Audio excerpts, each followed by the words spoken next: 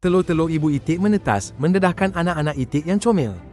Tetapi telur terakhir besar dan daripadanya keluarlah seekor burung kelabu yang aneh. Dia sangat hodoh, jerit anak-anak itik yang lain, menolaknya. Malah ibunya sendiri meraguinya. Burung kecil itu berasa sunyi, percaya bahawa dia tidak diingini hanya kerana penampilannya yang berbeza. Dia cuba menyesuaikan diri, tetapi ketawa mengikut gaya jalannya yang janggal.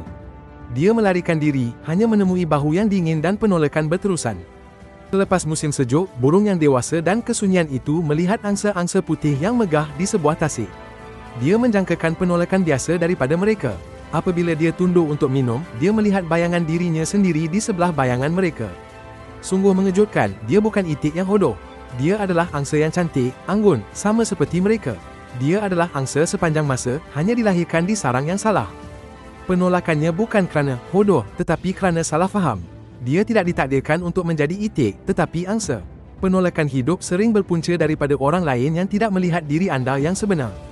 Jangan biarkan sesiapa pun menentukan anda. Percaya pada tujuan unik anda. Anggan Malai Repo untuk lebih banyak cerita legenda.